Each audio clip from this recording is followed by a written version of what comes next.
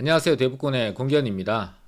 얼마 전에 파월의 강한 발언으로 인해서 시장이 6%의 기준금리까지 올려야 된다라는 상황을 거의 받아들이고 있는 상황이었는데 실리콘밸리 은행의 파산 그리고 어제 미국의 소비자 물가가 발표가 되게 되면서 시장의 전망이 180도 바뀌는 상황이 만들어졌고요. 그에 따라서 우리나라의 경제 지표와 금리 향방이 어떻게 될 것이고 또 이런 악재와 혼란 속에 묻혀 있는 부동산 호재가 어떤 것인지, 그래서 우리 시청자분들이 반드시 알아야 될 중요한 내용들이 담겨 있으니까 끝까지 시청하신다면 우리 시청자분들의 경제적 안목을 넓히는 데 도움이 될 것 같습니다. 3월 14일 밤 9시 30분에 미국의 2월 소비자 물가가 발표가 됐습니다. 연준의 가장 큰 목적이 물가 안정이고, 이 연준이 미국의 기준금리를 결정하기 때문에 이 소비자 물가의 추이가 앞으로의 미국의 기준금리 결정이 어떻게 될지를 예측해 볼 수 있기 때문에 우리가 주의 깊게 보고 있는데요. 작년 6월 9.1%의 소비자 물가를 기록한 이후에 8개월 연속 하락을 이어와서 1월에 6.4%, 그리고 2월 지표가 6.0으로 나왔는데 이게 시장의 예측치와 동일하게 6.0이 나왔어요. 시장의 예측치와 달라질 때는 럭비공처럼 경제가 어디로 튈지 모르는 그런 불확실성이 커지게 되는데, 지금 예측치대로 나오다 보니까 가장 발빠르게 영향을 받는 곳이 금융시장인데, 그래서 다우지수가 1.06%가 올랐고요. 나스닥이 2.14%로 큰 폭으로 상승하는 모습을 보이고 있습니다.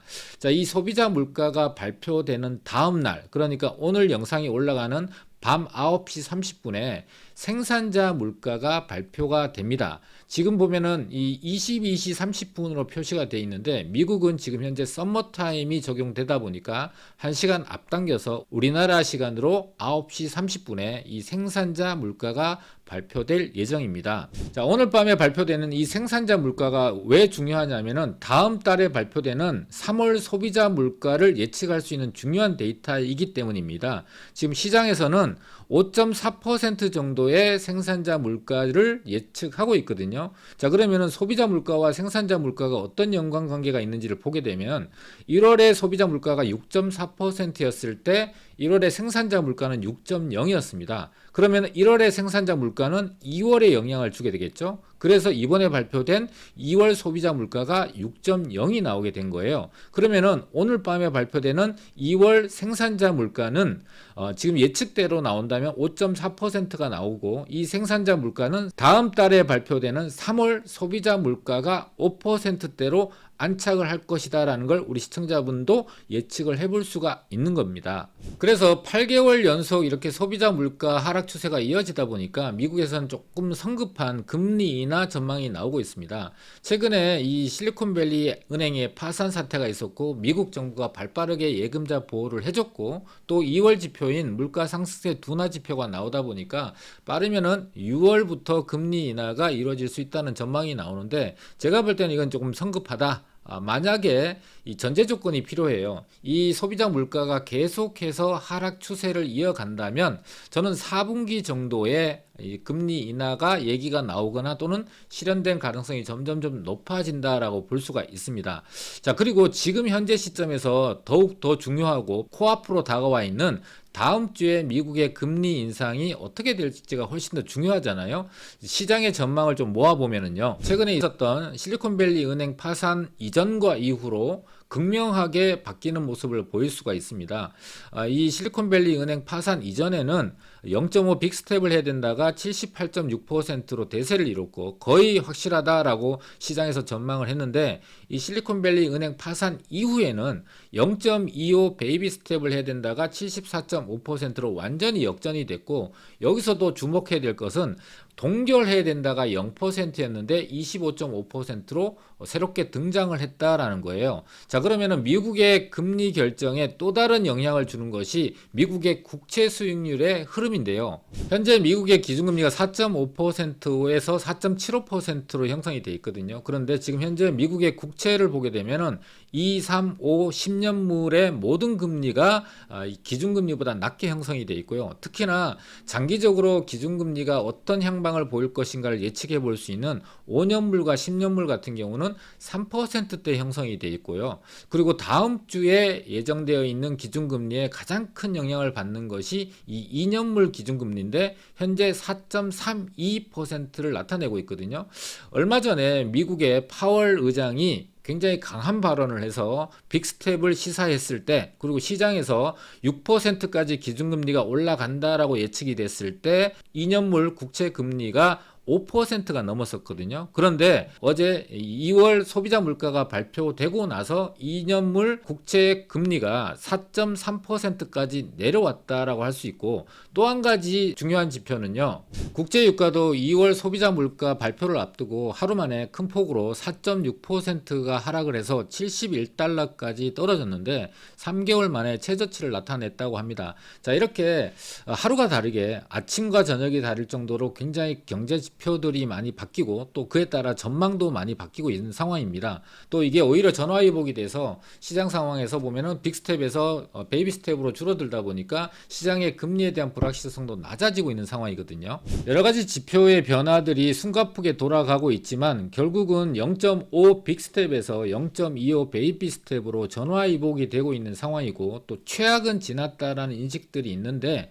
왜 우리나라의 경제시장은 이렇게 환호하지 못하냐라고 하면은요, 첫 번째로는 미국의 다음 주에 있는 금리 결정이 아직 결정되지 않다 보니까 베이비 스텝이 전망되지만 실제로 베이비 스텝이 될지 안 될지에 대한 불확실성이 남아 있고요.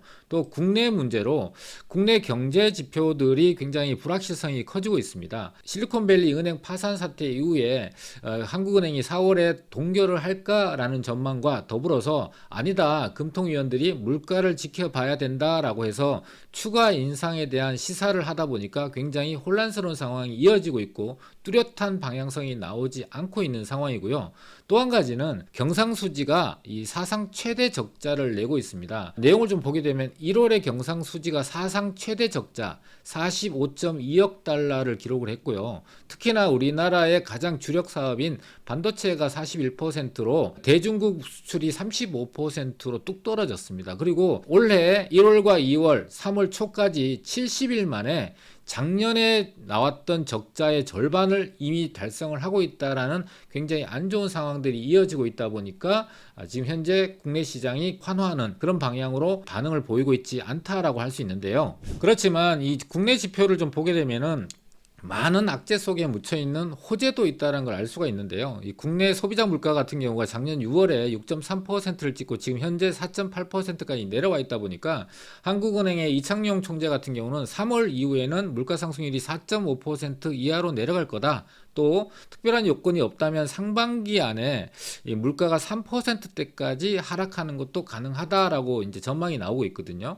경제 지표 호재 말고도 악재 속에 묻어 있는 이 부동산 호재들도 상당히 많은데 최근에 이제 회복 기대감이 점점점 높아지고 있고 2달 연속 전국의 매매와 전세의 낙폭이 좀 줄어들고 있다라고 합니다. 그리고 서울 같은 경우는 최근에 강남 3구를 중심으로 해서 가격이 하락을 하고 있고 특히나 송파구의 하락폭이 가장 컸는데요. 이 잠실에 있는 아파트가 17억까지 내려갔다가 최근에 2억 정도 이 낙폭을 줄여가면서 회복이 되는 모습을 보이고 있다라고 합니다. 그리고 그동안에 이 전세에서 월세로 이동을 하게 되면서 전세 가격이 계속해서 하락을 해왔는데 이 올해 2023년 들어와서는 고공행진을 하고 있는 월세 때문에 다시 전세로 수요들이 옮겨가고 있고 그에 따라서 전세 거래량 자체도 한 달 만에 1200건 이상이 상승을 했다라고 합니다. 그래서 서울 아파트의 매매 거래량을 보게 되면은 지난달 1400건보다는 지금 현재 2월에 이 신고 기간이 남아 있는데도 불구하고 2166건으로 상당히 큰 폭으로 증가를 했어요. 물론 이제 평상시에 5, 6천 정도 건이 이루어지고 있는 거래량에 비해서는 낮지만 작년 10월에 559건의 거래를 찍고 굉장히 가파르게 빠른 속도로 거래량이 증가되고 있다라는 것이 지금 현재 심리가 호전이 되고 있다는 걸 반증하게 되고 또 특히나 전세 시장이 살아나야 부동산 하락이 멈췄다라는 걸 알 수 있게 되는데 지난달 17,900건의 전세 거래보다 2월에 신고 기간이 남아 있음에도 불구하고 2만 건이 넘어서 한 달 만에 1200건 이상의 이 거래량이 갑자기 큰 폭으로 증가됐다라는 걸 알 수가 있거든요. 특히나 부동산 시장에 가장 큰 영향을 주는 것이 이 개발 계획입니다. 특히나 시장을 선도하는 재건축에 대한 호재가 올 1월 이후에 안전진단 통과 기준이 완화가 되면서 지난 5년 동안의 안전진단 통과된 단지들보다 올 1월 이후에 3월까지 안전진단 통과된 단지가 무려 5배나 서울에서 나왔다고 합니다. 그리고 지금처럼 경기가 굉장히 침체돼 있다 보니까 경기를 살리기 위해서 활성화 정책을 위해서 대규모 업무타운 개발 프로젝트들이 진행이 되고 있거든요. 또 이런 시기에 해야 가격이 폭등되는 부작용을 만들지 않고 이런 대규모 프로젝트를 진행할 수 있다라는 시점의 차이도 있거든요. 그래서 최근에 보게 되면 삼성동에 한전부지 개발이 착공이 들어가서 2026년 정도면 완공이 될 거고, 바로 인접해서 종합운동장 개발이 돼서 스포츠 마일스 컴플렉스가 만들어진다면 시너지가 굉장히 어마어마할 걸로 예상이 됩니다. 그리고 서초구에 정보사 부지 개발이 착공에 들어가서 2025년이면은 4만 명 정도의 고용이 창출되는 이런 대규모 업무타운을 우리 시청자분들이 눈으로 확인할 수 있는 상황이 될 거예요. 또 가장 최근에 발표된 서울의 한강 르네상스 시즌2 개념으로 그레이트 한강 프로젝트가 발표가 됐죠. 한강면에 미래 먹거리가 될 수 있는 곤돌라라든지 관광 상품들을 만들어내는 그런 이제 대규모 프로젝트인데요. 자, 이 시설들이 어디에 어떻게 들어서냐에 따라서 그 효과도 천양지차로 크게 차이가 나게 될 거고요. 또 한 가지는 가장 대규모 개발 계획들이 모여 있는 용산 같은 경우도 용산공원 오른편 쪽에 유엔사 부지가 고밀 개발이 돼서 복합 건물로 들어서게 됩니다. 호텔과 오피스텔과 아파트들이 들어서게 될 건데, 여기 같은 경우는 땅의 위치적 가치가 워낙 크고 용산공원이 조망이 되는 곳이다 보니까 착공에 들어가서 불과 2025년 정도, 6년 정도면 완공이 될 예정인데요.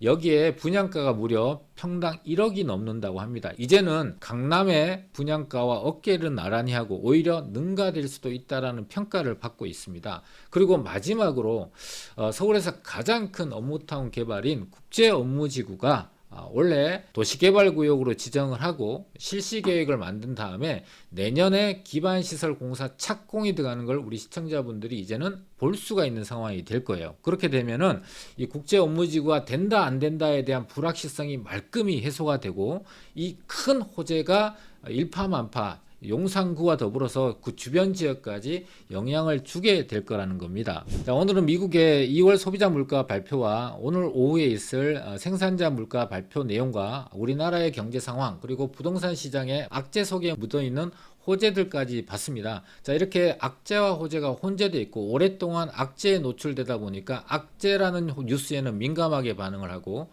호재에는 굉장히 둔감하게 반응하는 상황으로 가스라이팅 당하고 있는 상황이거든요. 자, 그런데 시장은 변하게 되고 투자는 미래에 대한 투자이기 때문에 현재 모습에 국한되지 않고 앞으로 어떻게 변할 것인가를 우리 시청자분들이 여러 가지 경제 지표와 여러 가지 호재를 혼합해서 정확한 판단을 내리시는데 도움이 될 수 있도록 오늘 내용을 채워봤습니다.